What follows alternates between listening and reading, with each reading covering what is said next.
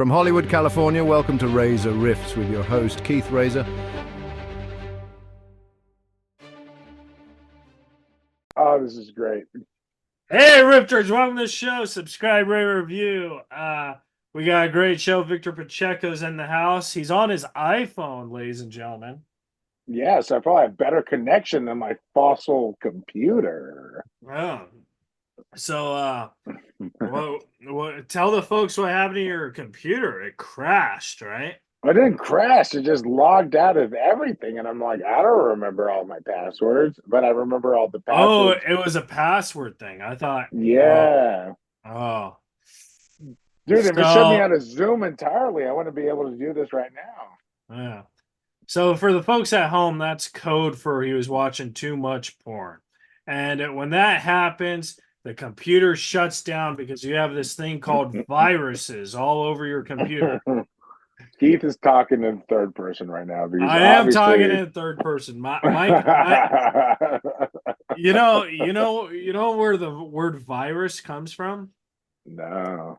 For a computer, because viruses are always set up with porn. Have you ever figured that out? So, like, a virus is a STD to a computer. That's kind of scary. Yeah. I don't want this computer touching me like that. That's gross. That's what I'm saying. So, like, you get this virus and all your stuff gets... And it's kind of embarrassing because some hacker knows what type of porn you watch. And then you're like, oh, great. But you shouldn't be embarrassed because when you watch Pornhub, it tells you, like, the views. Did you say Pornhub? Yeah. Did you say Pornhub? That's what it's called, right? No, it's Pornhub. Oh, right. Oh, Pornhub.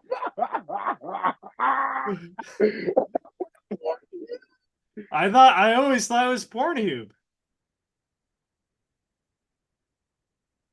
Dude, for the record, I want the people at home to know that we re-recorded this opening remarks, and this is by far superior to our other opening remarks. This is Pornhub.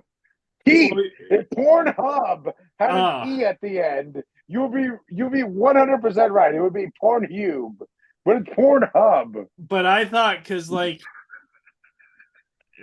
it doesn't really matter. Pornhub. It matters.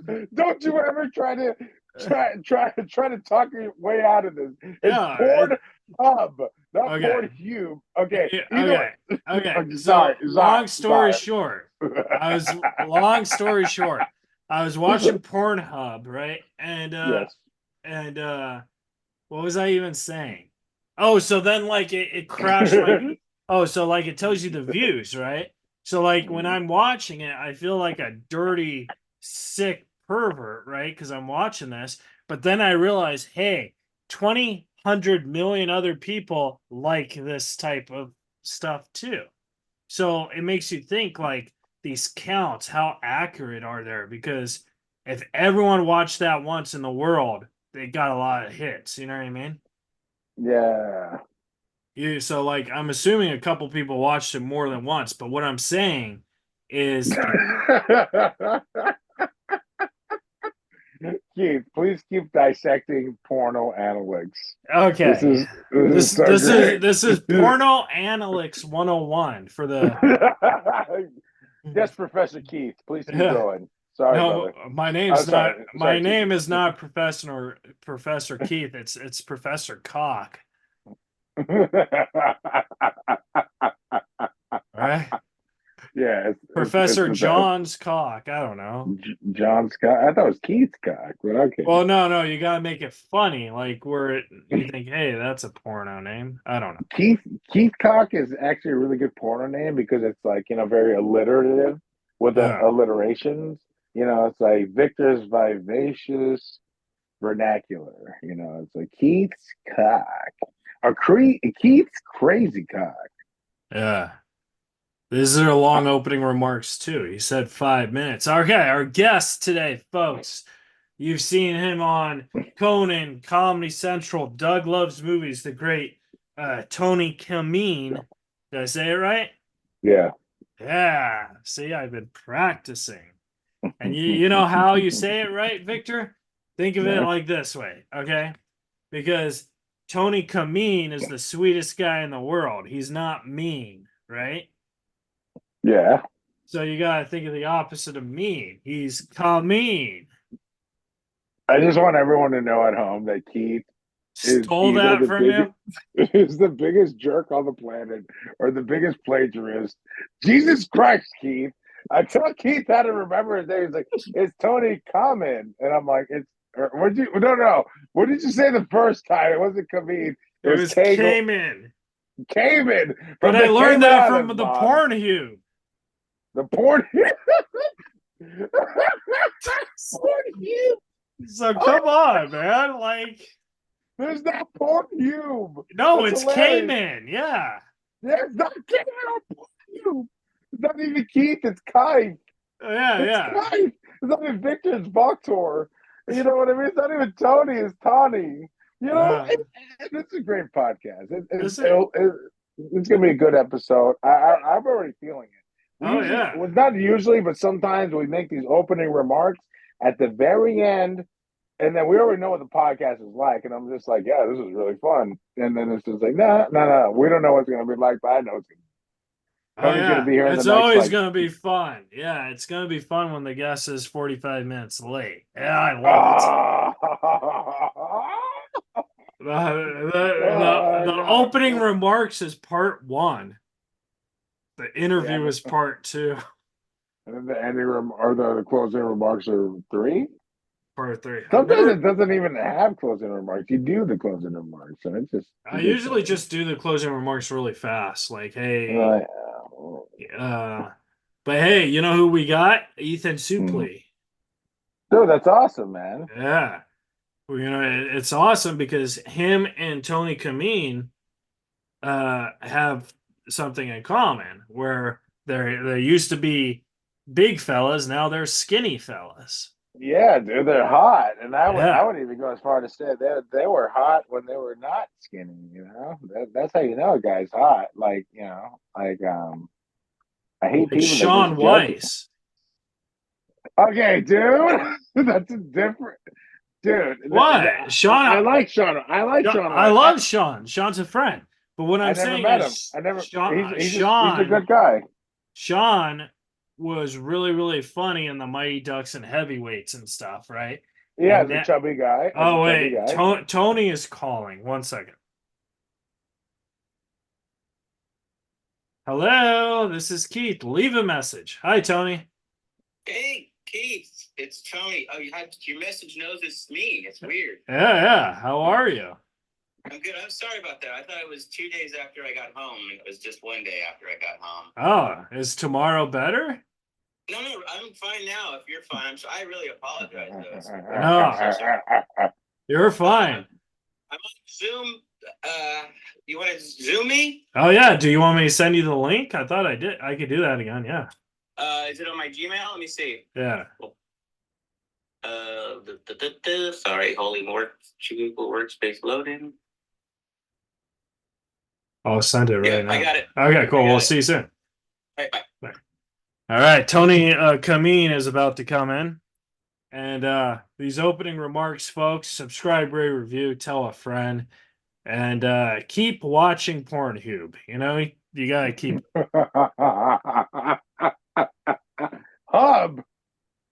Wait, it's Hub or Hube? It's Hub. We just went over this 3 times. Pornhub. Oh, I thought you were saying Hube.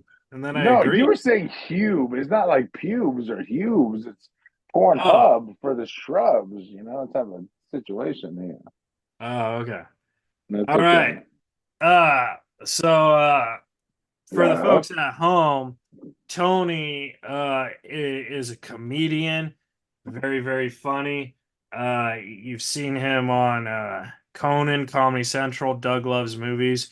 And he just emailed me and said he's ready. So I Keith, he just made a phone call that all the viewers heard. Oh yeah, he made a phone call too. But now but you put it on speaker, everyone heard it. This is the best. Oh, you heard it too? Oh, okay. Dude, Keith, what are you fucking talking? Okay, I didn't know that. Stop opening remarks.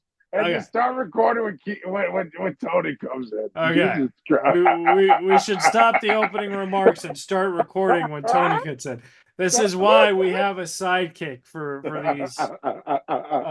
Oh, this is the best show. This is the best opening remarks ever. Sorry. Oh, so should we not stop him? Should we keep him? No, stop him. Okay, we're going. Just saying. Okay, right. Hey, if anyone says this is bad, like you're wrong. Oh, okay. This is great because, like, I'm just like, oh, I thought Keith was going to cut it off a minute ago. Oh, okay. Well, you know what? No, Fuck it. Let's keep it going and keep it going. Yeah. Listen, we're not struggling to talk. You know, yeah, but we're Tony's not. Gonna be here. We're friends. Tony's in. Okay, excellent. All right. Imagine if you want to cut it. Yeah. All right. So, Tony Camin is connecting his audio. And he's in the Zoom. His audio is not on, and he's here. So that's part of the first thing is getting the guest here, right? So we got him now. Oh, Tony's here. Okay, so he fixed his audio. He fixed his video. He's here. Tony, I physically got here. Yeah, welcome to the podcast, buddy. How long have you guys been talking? 45 minutes. We have to take a break for our sponsors, though. What?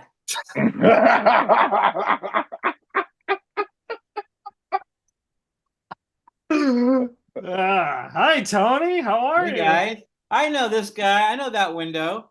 That's Victor Pachecho. He's the trusty sidekick. Oh, I didn't know that. Oh, yeah. This is my first time on Double R. Yeah, he's I gotta tell you, if it wasn't for Victor today, I'd be really freaking out because we did 4 opening remarks and we don't know which one we want to use. So we're gonna send them to you, see which one do you like better. Okay. Oh, you got a Starbucks, huh? For the folks at home. What does Tony? It's not really a Starbucks. It's a Target Starbucks. So it's not a Target. Really a whole star. It's just I should take this advertising off and just hide it. Yeah, that's a real Starbucks. Target Starbucks is a real Starbucks. How dare you? That's a real Starbucks. It's not. If they're inside something, they're besides airports, they're always horrible. They're not as good. Oh, because the Target is actually paying the employees and not Starbucks, right? I don't know if the Ralphs. The same with Ralphs. There's always the worst. I think they send some person over. Hey, go over, put a green apron on, and they don't know what they're doing. Maybe they got trained once. They're never as good. Anyway, that's my rant. Anyway, let's hear these opening remarks. Oh no, I'm just gonna have to send it to you. They're too long to explain. But basically, like here's the key points. One was the difference between Pornhub and Pornhub. Okay. Right? Because I think it's Pornhub. Victor said it was Pornhub. And we lost Victor. This is fantastic. And then the other one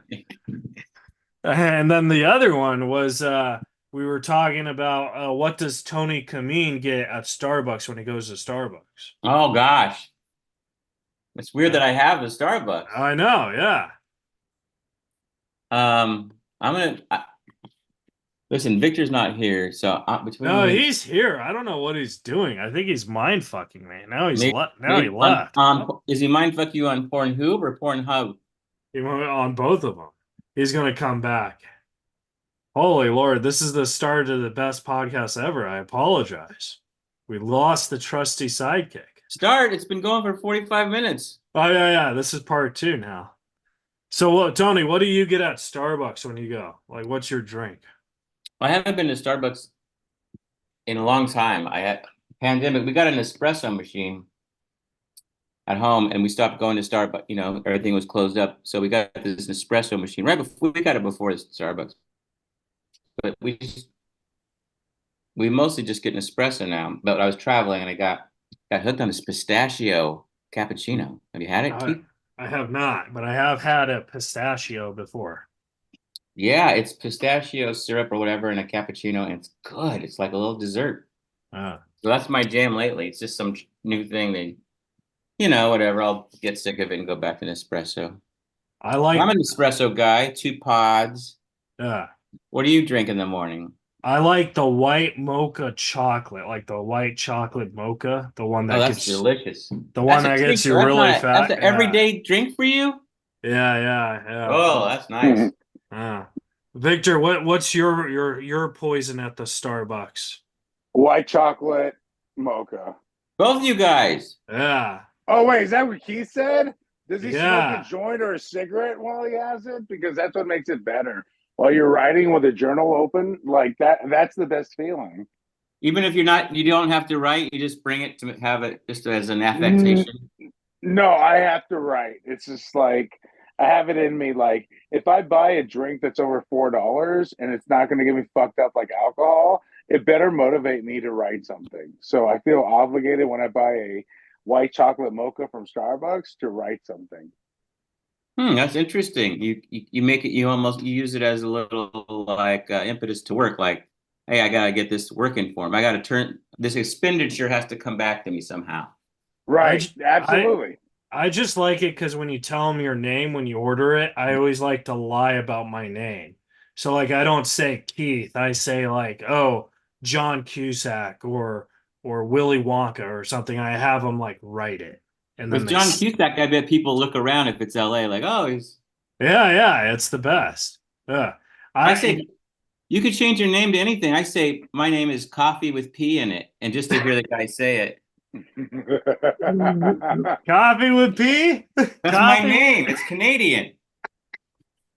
No, but Tony, so I want you to know that I was listening to your episode of Doug Loves Movies and the John Cusack thing because John Cusack's like my I'm obsessed with him. You guys played a game about John Cusack and I gotta tell you, you were pretty bad at it. Like, I think I'm pretty bad. I think I'm banned from Doug Loves Movies. What? Because you couldn't name 4 John Cusack movies. I just did it once or twice, and I was so chatty. You know, I was in the marijuana logs with Doug, so we worked together for like 3 years, almost every night in a row. So I think he's probably a little sick of me. Right. Plus, I'm not a good movie. Like, I don't even remember that. I don't even remember. I remember who John Cusack is. Yeah, he holds the boom box up. Yeah. And his sister's quirky. I know that. Yeah. That's all I know about movies. But so Victor, so on Doug Loves Movies, they were playing a game like name all these John Cusack movies. Tony was the first one to get eliminated. Yeah. If I was on the show too, I would have got eliminated before Tony for sure. Keith, are you a big movie guy? Oh yeah, I don't mean to start shit with anybody, but I could have knocked Doug out with that one. Jesus Christ. I know everything about John Cusack. I would have been like American Sweethearts, Must Love Dogs, Say Anything, The Factory, Paperboy. You know what I mean? Like just come right out and then So I would have. Have you done Doug's Love Movies? No, I don't know Doug, but yeah. Oh, he hasn't done your thing. You got to get him on.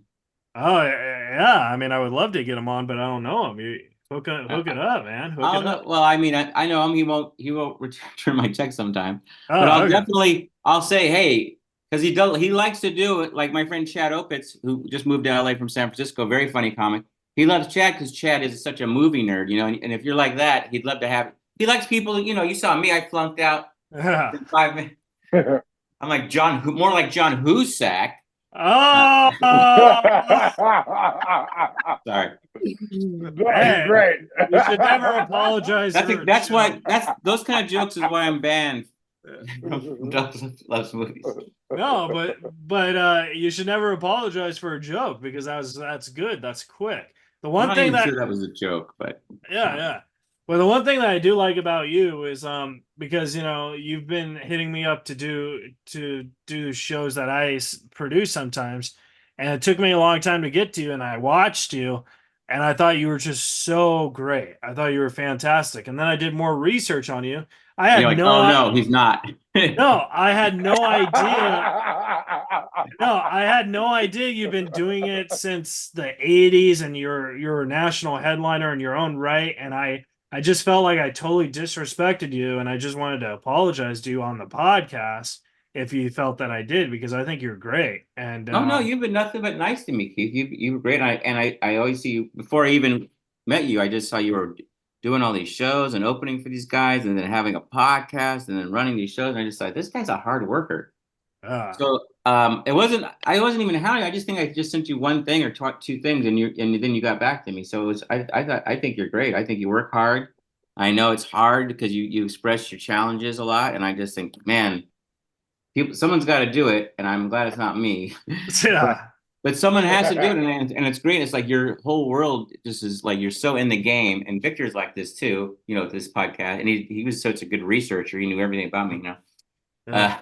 Uh, I asked him for notes. He told me that you're gonna like to have the Pachecho from Starbucks, and then oh my God, he didn't. I don't even think that was he- invented when I did his podcast. I Sorry, know. man. Sorry. So I'm I so just sorry. I just appreciate people who put the work and love comedy. There's a lot of podcasts that aren't or in and around comedy, but not so heavy. And I know you have your hero. You tour with your hero, and you have your cool life experiences, and you just work so hard.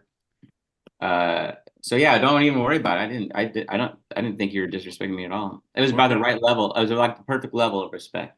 Oh well, I think you're my new hero. I want to tour with you.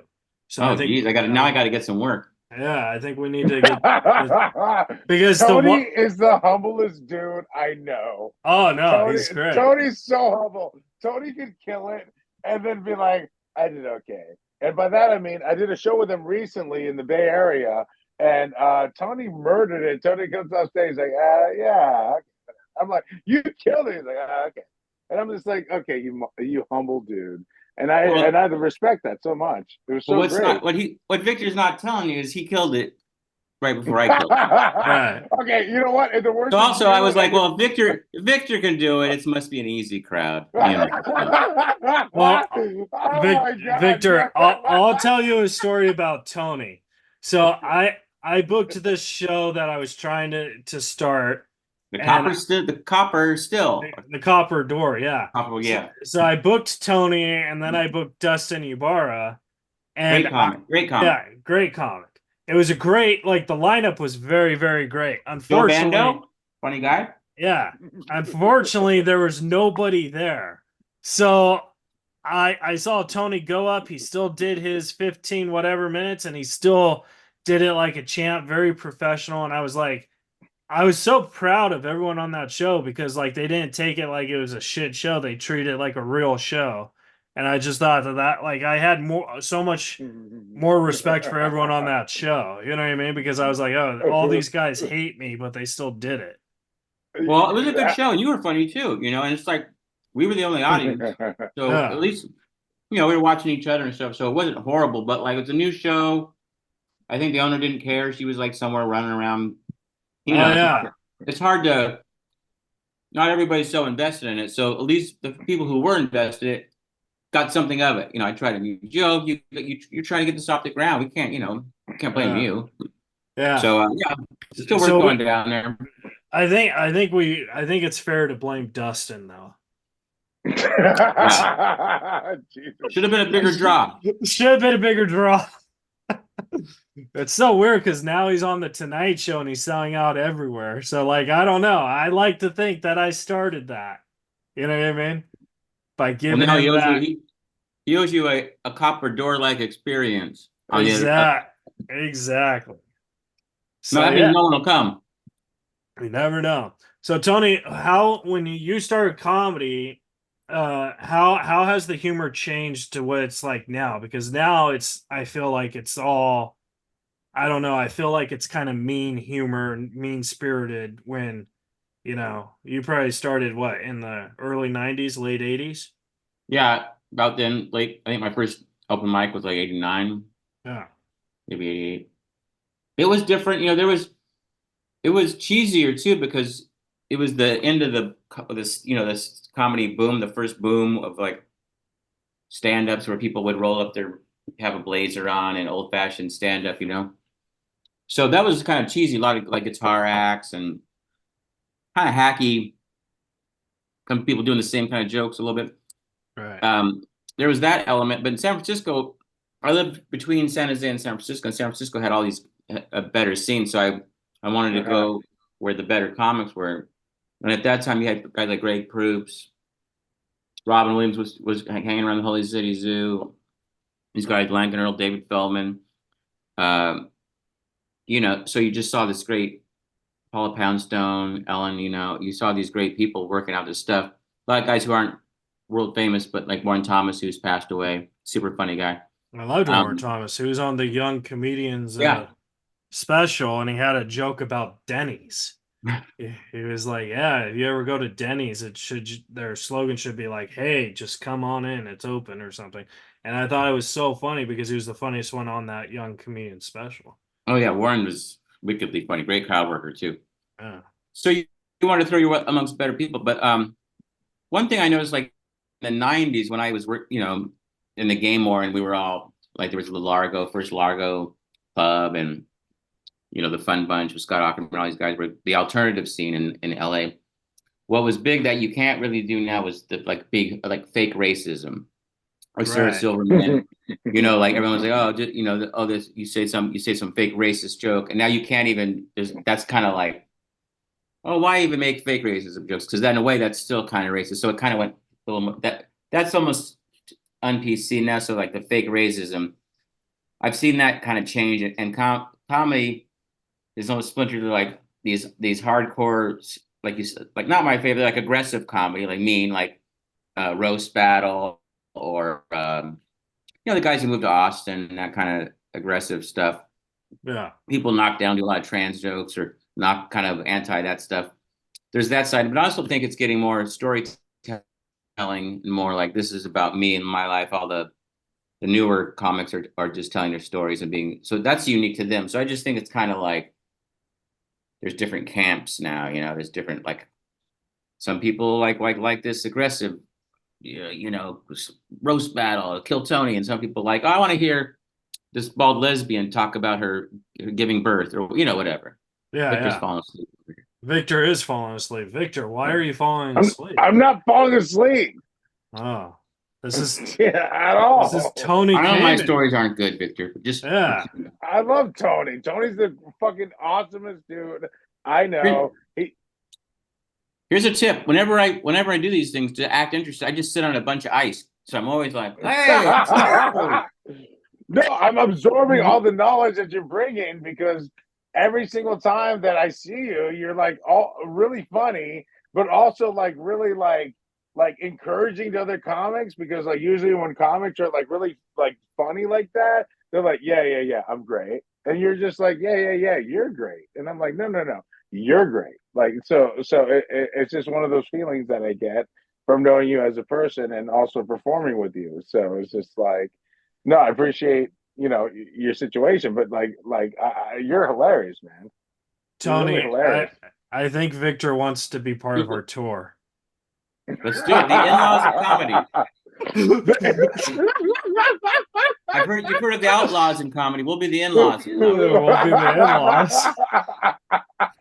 But no, you're absolutely right, because like there's little like gangs in comedy, like the aggressiveness and all that stuff, and that the cliques. I don't find that humor funny, so I feel people who are in that humor I don't find funny. Does that make sense? And maybe I'm wrong for saying that, but that's how I feel, you know?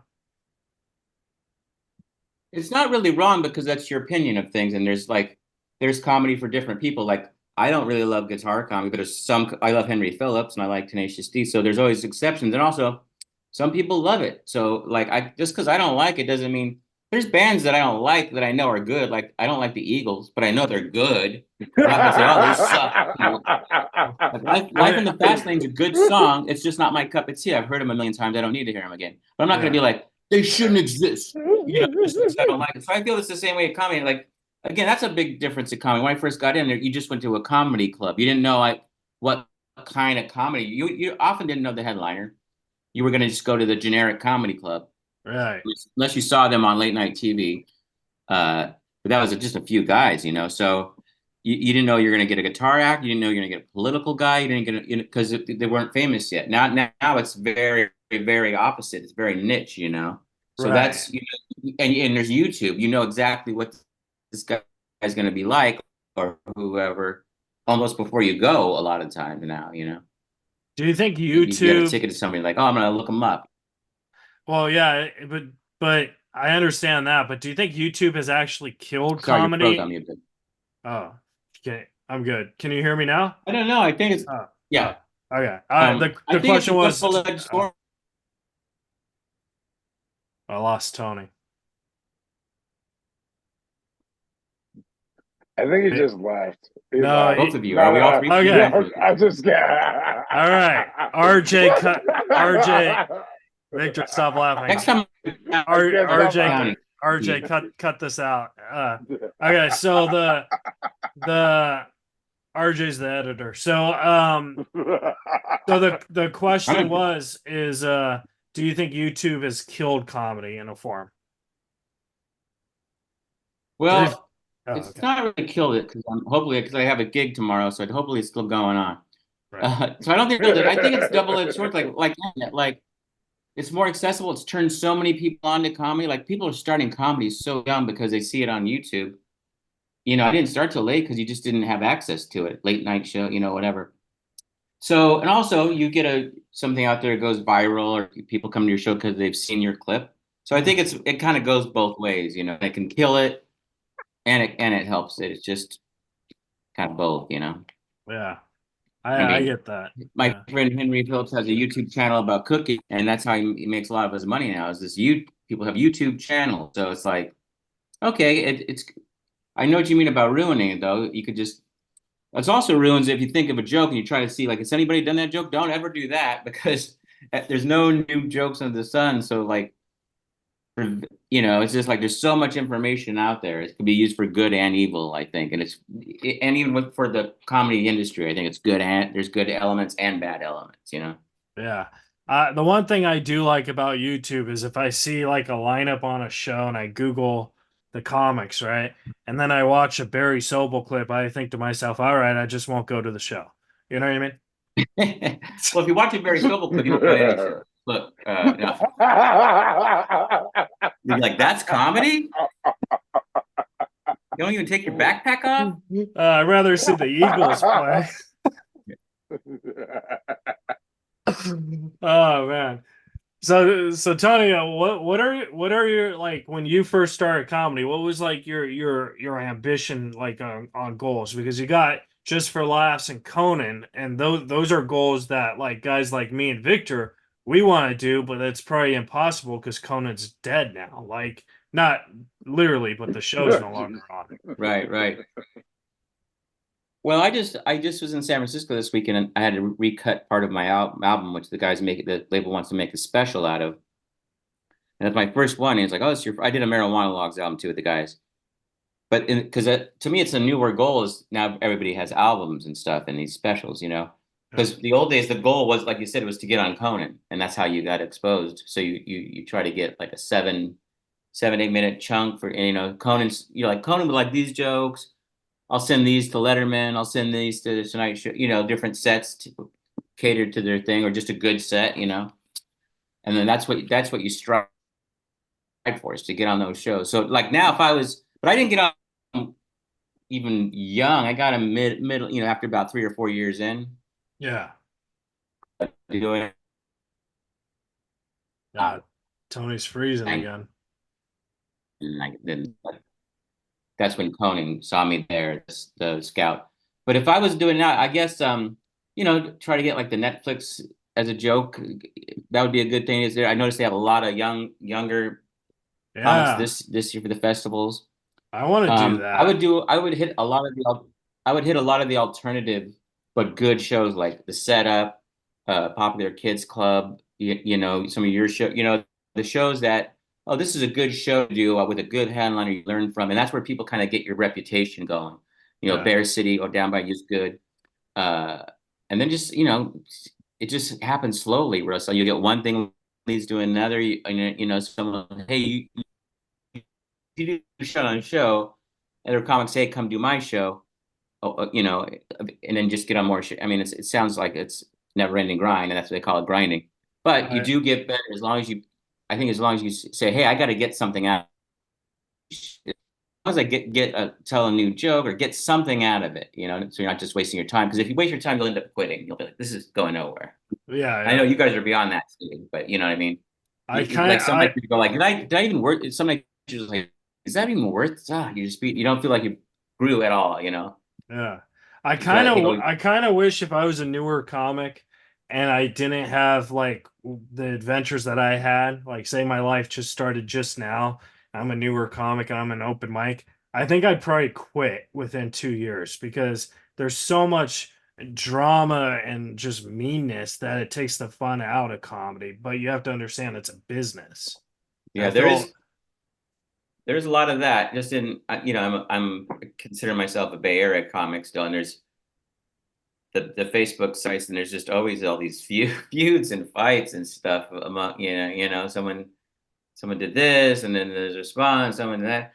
So but and that's the bad side. The good thing is the best thing is to sort of just stay. It's a horrible saying, but stay in your lane. Just work on your jokes, work on yourself. Yeah. Try to stay out of the fray. But it's definitely great to have friends, supportive friends, and sometimes you got to pick a side. But like, because there's also as negative as and true all this stuff you said. There's a lot of cool people and supportive people in comedy, and my friends for life I've all met through stand-up. So they are out there still. It's just that you got to realize, toxic is a thrown around word, but like, I'm not gonna go to that club, or I'm not gonna hang out with this group. I'm just gonna like go there, tell my jokes, leave, whatever, something like that, You know what my manager said? He sent me a thing, and he sent this to all his clients. He's like, "If you voted for Trump, let me know now so I could drop you." Whoa. I was just like, oh, well, maybe I don't want this person to manage me, regardless if I did vote for somebody or not, because then you're playing the political game. You know what I mean?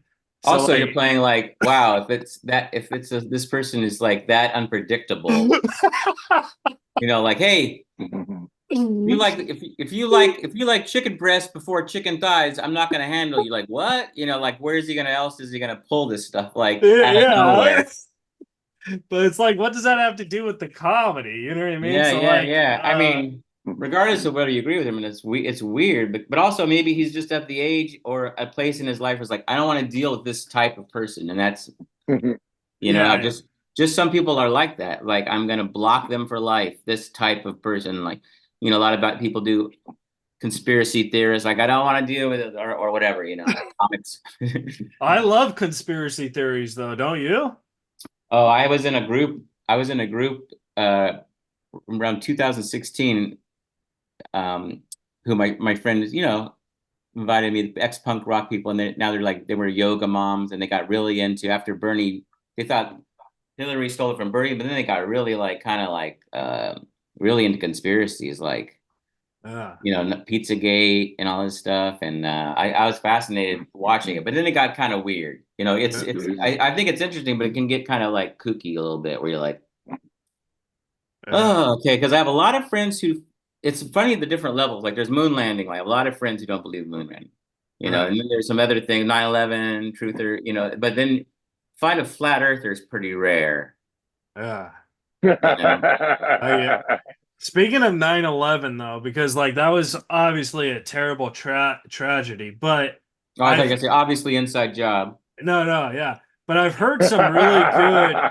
I wanted to ask you this because like I've heard some really good 9/11 jokes, and I feel terrible for laughing at them, but I also think they're funny. Does that make me a terrible person, Tony? No, and you have to. Life's full of sorrow and tragedy, and you should be able to, if it helps you get through those things. My wife worked for the Onion and during the 9/11 thing, when the buildings came down, and they put out a funny thing, holy shit, or whatever, Yeah. And someone asked her boss at the time, well, he made this big thing when they were nominated for a Pulitzer Prize, and he wrote about how laughing at bad things is a human survival technique. It might be lessening, it might be not respecting the horrible thing, but we do that to each other to get by as a human trait. We have to go forward. Yeah. Like recently, a friend of mine was in a recent example. He kind of got mad that people were making all those, when those rich guys went down in the sub. Oh, right, yeah. And every comic feeding frenzy of sub jokes. You know, every comment, sub rich guy, sub rich guy. Yeah. But he was like, I just feel these people have died, you know, and you're making fun of these people. They didn't do it on purpose. Just because they're rich, it's so horrible. These people died. So I kind of saw his point, but also it's kind of it's just conceptual at our level. We don't really know these people. You know, it's like the concept of these rich people. So the more abstract, the easier it is to laugh at. You're not gonna laugh at your dad dying, but if somebody's dad died in a crazy way, you think it's funny. So there's a lot to play in it, but I think it's a survival technique for us as a race is to laugh at bad things. Like you said, you feel bad sometimes for laughing at this stuff, and certainly if someone bombs the Ukraine, you're laughing your ass off. You're a psychopath. But, Right. you know, Yeah. but so there is a level. But I think generally it's just something, especially as comics, we just hear so much horrible shit. You know that our humor it's a lot, and we're a little numb to the normal jokes. So things that kind of make us laugh are dark, or you know, or they have to kind of shock us a little bit, so they're on a deeper level.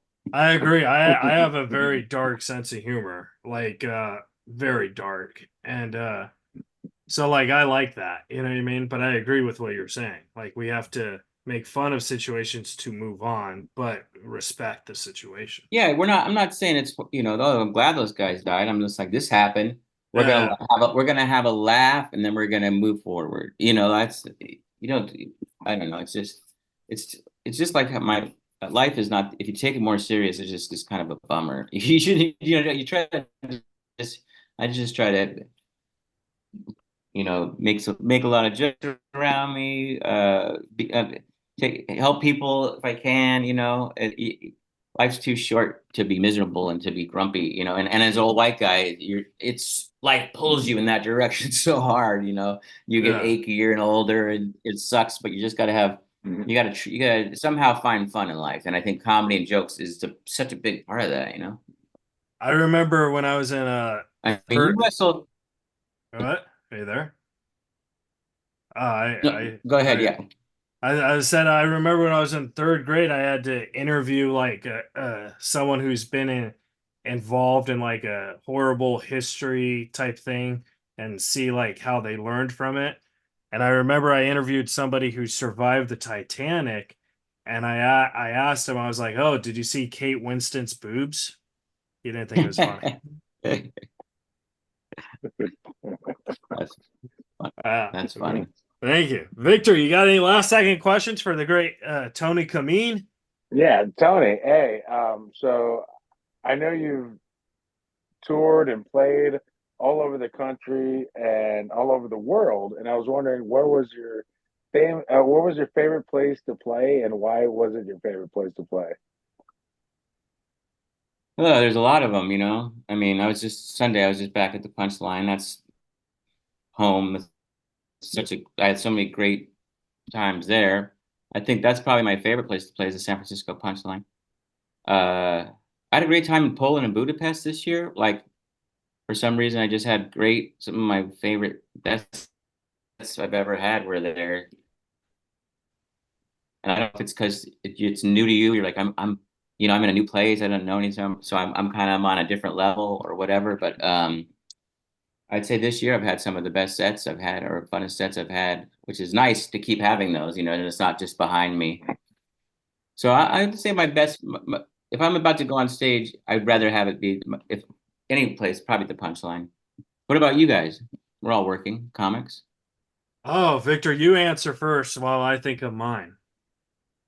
Well, I've always had a special place for Sally Tomatoes, but that isn't a place anymore. So, oh, but I just did recently his new place. Yeah, the Three Disciples. So yeah, that's a good spot too in Santa Rosa. So I like that place. I haven't been there in a minute, but nice guy. It's always great with a great producer and a great show, and it's just always nice. There's always a lot of people there, and like, you know, I've had the producer come up to me and be like, "Oh, this is a bad night." I'm like, "There's like 50 people here. This is not a bad night." So no, it's usually like 150, and I'm like, 80 people is great. Yeah. Don't worry about it. You know, I'm not going to top it. Casey's a great guy. Yeah, absolutely. I would say my favorite place is probably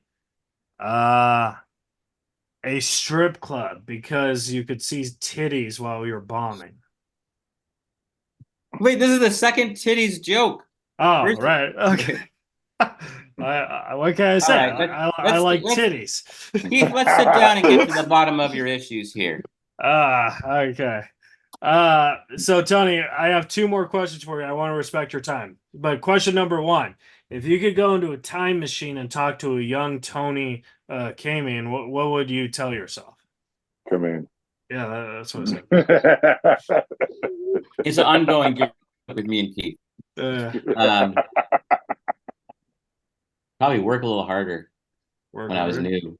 Because I got to certain levels where like, oh, I'm opening now. I didn't realize like I gotta work. I could just middle it immediately, but I just like I'm happy to opening for a year to, you know, I was just like start a podcast earlier. Start a podcast. Like yeah. I would tell my young self, and I would tell my young self, buy Apple computer stock. That's smart. Work harder, buy Apple computer stock. That's about it. Otherwise, I've been happy with my life and career. You know, I mean, I'm not super famous or anything, but I've had a great time. I could pay my mortgage. You know, I met some great. That's a part of comedy, that meeting the people, meeting great friends who you know. I think that's one of the you can't put a price on that. You know, I've had some lifelong friends that, you know, just great. And sometimes only another comedian can understand stuff that we do. Oh no, definitely. Yeah. I feel my only friends are just comedians. I don't feel I have any real friends besides comedians. You know what I mean? Like I can't talk to a random Joe and be like, "Hey Joe." But if I ate it last night in front of my parents. They wouldn't know how, you know. Yeah. I try and talk to my parents about my problems and they don't laugh. So like I feel you know what I mean? Like I feel that I only could talk to comics, but even if they do laugh, then they're insensitive. Like I'm trying to tell you my problems and you're laughing. Oh, you're horrible parents. Yeah. And then this is my last question. Actually, I have two more questions. One, where can the folks at home follow and support you at? They can support me at my website, TonyCamin.com. They can come to my shows. I'll be at the, I don't know when this is going to drop. So, yeah. Well, just say it and then we'll drop I'll be it. At the San Luis Obispo Comedy Fest this weekend. It definitely won't drop before that. I was at the Comedy. Okay. While we have that time machine open, you asked me about earlier. And then,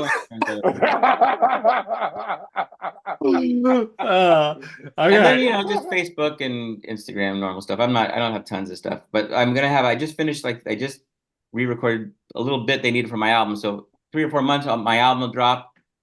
I'll try to buy an ad on your show to promote it when it comes out. Oh, dude, I'll just promote it for free. So I'm excited about that, and that's about it, man. I'm always excited when I see you guys out and about. Both you guys are funny guys who hustle. Thank you. Well, I have one more question for you. It's not really a question. It's more like something you got to do. So we end the show by our guests saying their favorite joke. It could be a joke from your act or a joke from someone else, but what's your favorite joke that just makes you laugh? I have two. One's not cool. Do them both. Okay. Oh, heck yeah. One's Quinn Dale. You know Quinn Dale? Yeah. He's Quinn Dale, for the folks at home. When he first started comedy, he used to call clubs and act like his own agent, and he would get it booked on himself. Yeah, Quinn Dale. I don't know him, but he has a funny joke, and I'm gonna butcher it. Yeah. The gist of the joke: he's at a bar. He's talking up to some girl, and they're flirting, and they're getting along great, you know. And it's the end of the night, the bar's closing, and they're both a little tipsy. And he says, "Hey, you want to come back to my, you want to go back to my place?" And she takes a sip of her last drink, and she goes, "I never do this, but I'm gonna have to pass." I think that's such a great. That's a Coindell joke. That's a good joke, man. And then my other favorite joke, the one that's not cool or whatever anymore, about is Nikki Glazer has a great joke, and it's so perfectly written. It's like, I hate the N-word who lives in my building. To me, that's a perfectly written joke. Right. And it has the opposite meaning of the first thing with just 3 words, you know, like great, beautiful joke. That's a I great couldn't joke. tell it. And also, if she gets away with it, she's a beautiful blonde girl and she could say it. I'd say that I get booed off the state, you know. Yeah. Well, you know what that means, Tony. You just gotta start saving up for some boobies or something. I already got them, for Christ's sake. Oh, that feels pretty good actually on a cold day. Thank you. All right, Tony. Well, thank you so much for rifting with us, buddy. It was fun. Are you kidding? I love you guys, and thanks for having me. I appreciate it. Yeah, we should do a live podcast one day, and you should come be the guest. I'll be the second sidekick behind. I'll get Victor water, and he could pass it on to you or something. I'll be like the third sidekick. Okay, you could be the trusty sidekick. Yeah, I'll be the sidekick. That would be a great name for a podcast. The trusty sidekick. And also, if I had psychic abilities, that would be the psychic. Yeah, exactly. All right, on that golden joke, I'll say goodbye to you guys. Thanks again. Right. Take Bye, care. Tony. Have a good day, buddy. Tony, great care. talking to you, man. All right, guys. That was the interview with Tony, and he's gone. That was the interview with Tony Camin. Subscribe, rate, review, and yeah, man. Victor, that was fun, buddy. Yeah, it was great. I love Tony. I love you. It was a great show, man. All right. Hey, don't leave. I wanted to ask you something off the clock, but we'll see you guys. We'll see you guys next week.